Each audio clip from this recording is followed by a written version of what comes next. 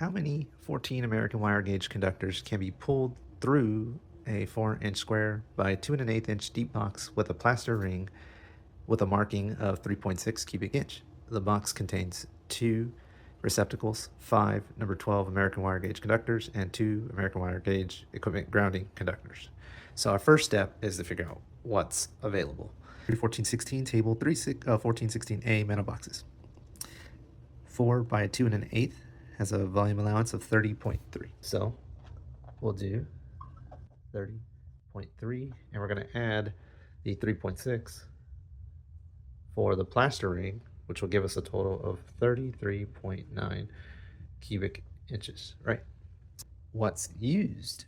We have 2 receptacles,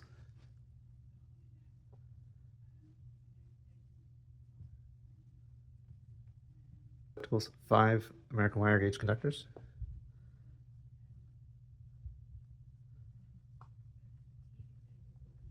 and then we have 2 American wire gauge equipment grounding conductors.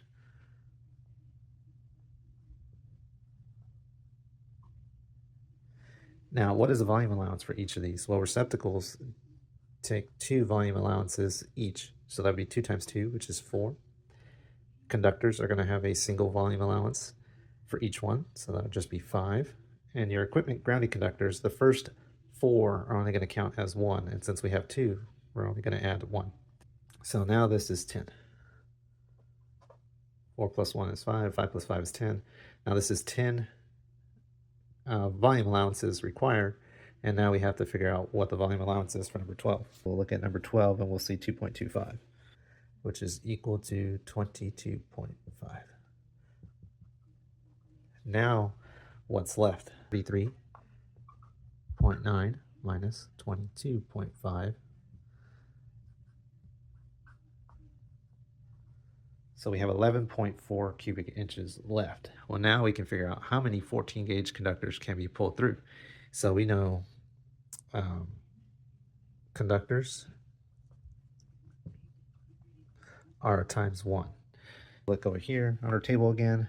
14 gauge conductors are 2 cubic inches each. 11.4 divided by 2. We're trying to get the total volume allowance, figure out how many 2 conductors can fit in there. We're going to get 5. So 5 conductors. If we did 6 conductors, it would be 6 times 2.0, which will give us 12. That won't work.